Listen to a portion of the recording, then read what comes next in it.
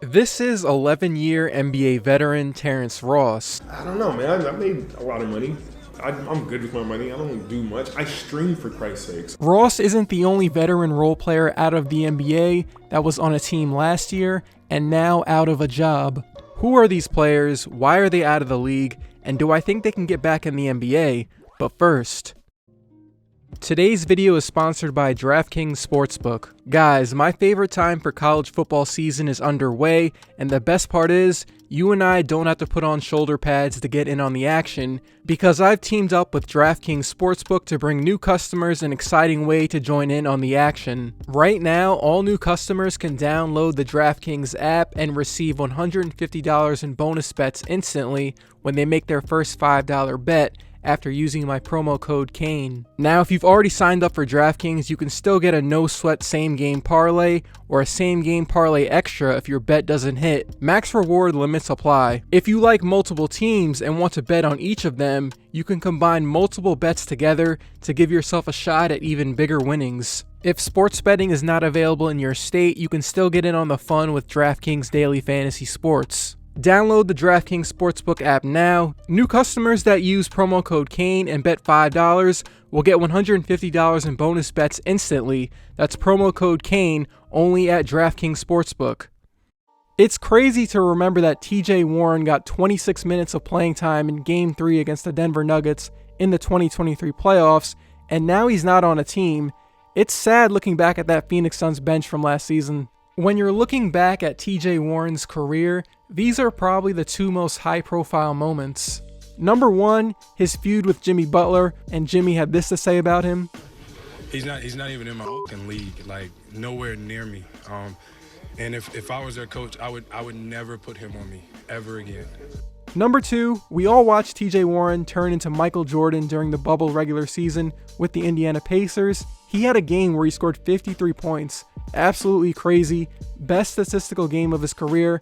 I still cannot believe he averaged 26 points a game after the shutdown. After the bubble season, we wanted to see if he could build off of that run, but he didn't even get a chance because he injured his foot in the first week of the next season. He had to get surgery and was never the same.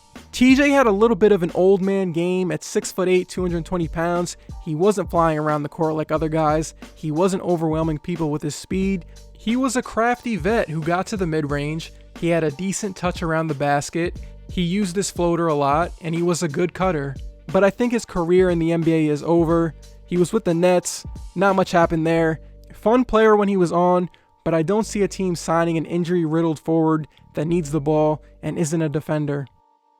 If there's one thing I'm going to remember Terrence Ross for, it's that he was in almost every trade rumor when he was on the Orlando Magic, but never got traded. He always survived the trade deadline until recently. It was always a rumor to the Lakers because they needed shooting next to LeBron or some other contender. Ross did not get NBA contracts because of his defense. He was known for being a scorer off the bench. Ross is always in those YouTube videos about random role players that scored 50 points in a game.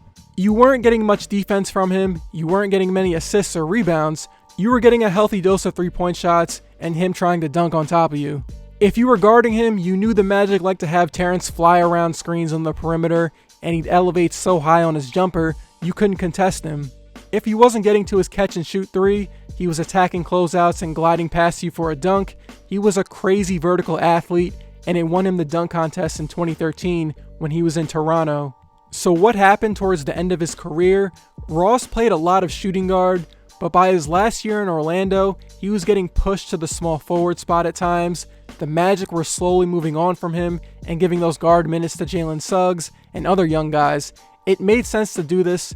Terrence Ross was a part of an older Magic era. He was on those teams with Nikola Vucevic. That era was done, and the Magic were moving on to the new era. The Phoenix Suns signed him after the Magic bought him out. This was the classic case of an NBA contender looking to sign a veteran for their bench.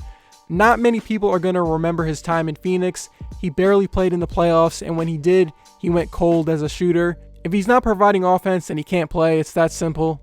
So why is he out of the NBA? He retired. He made an announcement on his podcast that he is done playing in the NBA. He said that the injuries were taking a toll on his body. He doesn't care to play until his late 30s, and he's satisfied with his NBA career. Good for him. The funny thing is, it's not like he was completely washed. He was a diminished version of himself because of the injuries. His speed off the ball wasn't the same, but he had a game less than 9 months ago where he had 6 threes off the bench for the Suns. Is it crazy that I think Terrence Ross could take Alec Burks' spot with the Pistons right now? There are 3 things I remember the most about Stanley Johnson. He was taken with the 8th pick in the 2015 draft by the Detroit Pistons. Can you believe that now? 8th pick overall. Number 2, in his rookie year, the Pistons played the Cavs in the playoffs, and he has some interesting quotes from that series. He said, "I wish LeBron would talk when it's 0-0 and not when they're up 16. Stanley also said that he's definitely in LeBron's head during that series.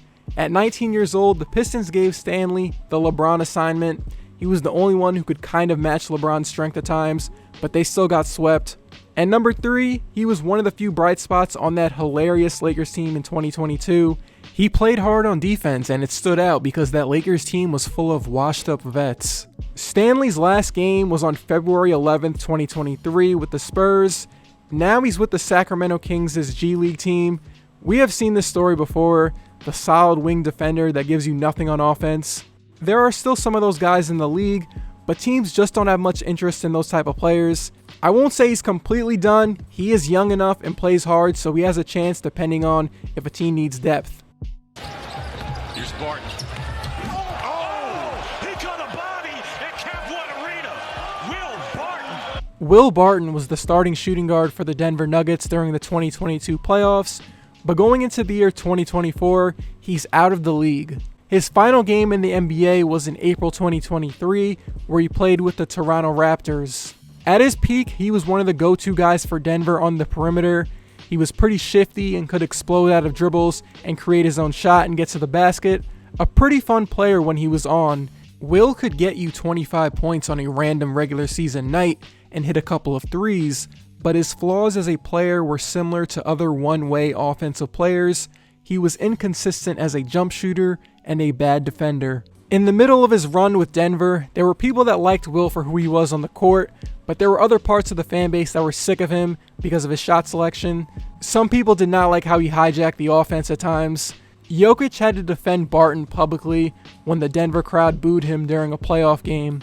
Denver ended up sending him to Washington in a trade last summer, and his playing time dropped significantly from his time in Denver. He was no longer a starter. He was more inefficient as a scorer than usual, so it was easy to cut his minutes.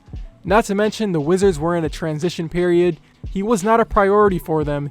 They needed to give minutes to Denny Avdia and Corey Kispert. Barton was a fun player at times, but once he started picking up those injuries and lost a little bit of his bounce, he just couldn't get his game off like he could 5 years ago. I doubt he gets back into the NBA.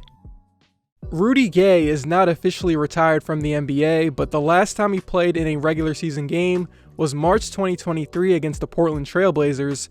Not many people are going to remember him as the backup forward on the Utah Jazz or being in the trade that sent John Collins to Utah. I'm going to remember him for having one of the best jump shots in NBA 2K history and as the small forward on those late 2000s, early 2010s Memphis Grizzlies teams. You might say, oh, he's 37 years old, his jump shot fell off a cliff in Utah, and there's no point in teams signing a guy who's almost 40 years old when they can use his roster spot on a younger player that has potential. You might be right, but he was on the Golden State Warriors roster a few months ago. They signed him to a 1-year, $3.1 million deal.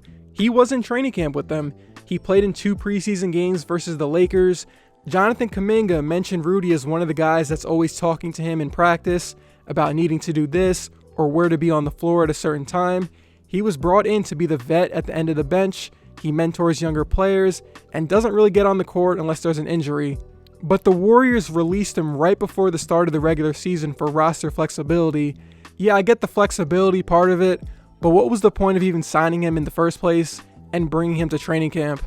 You know that Udonis Haslem roster spot, the old guy who sits and mentors at the end of the bench? That role is getting phased out. It's almost gone, man. There aren't that many teams using a roster spot for these type of players like they were back in the 2010s. Teams are using those spots for guys on 2-way contracts or someone not 37 years old. It was a rare situation Rudy found himself in with Golden State. I doubt another team signs him. He played for 17 seasons. That's a long time. Hamidou Diallo is 25 years old and out of the NBA. He is in a different situation from most of the other guys in this video. He's still in the middle of his athletic prime. He played with the OKC Thunder for 2 years, he won a dunk contest where he jumped over Shaq, and he was just with the Detroit Pistons in 2022. Where is he now? I said the same thing when I was thinking about this video a few weeks ago. He's playing with the Capital City Go-Go.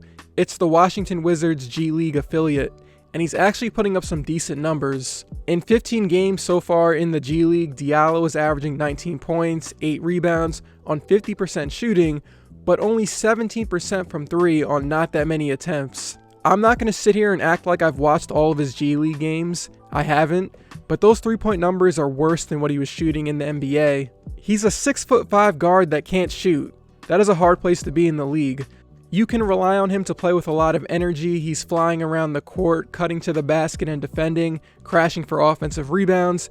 There's value in those things, but teams want perimeter players that can shoot or be a secondary playmaker. He also can't shoot free throws. Diallo's jump shot form is just weird in general. Do I think he'll get back in the NBA? I do think one team could take a chance on him eventually just off the strength of him being a solid cutter and defender, but it will not be for a long time if he still comes back with no jump shot. And that's it for me. Not shocked that most of the guys I talked about aren't on a team. The changing of the guard happens so fast in the NBA. Appreciate it if you made it to the end of this one. I'll see you guys with a new upload soon.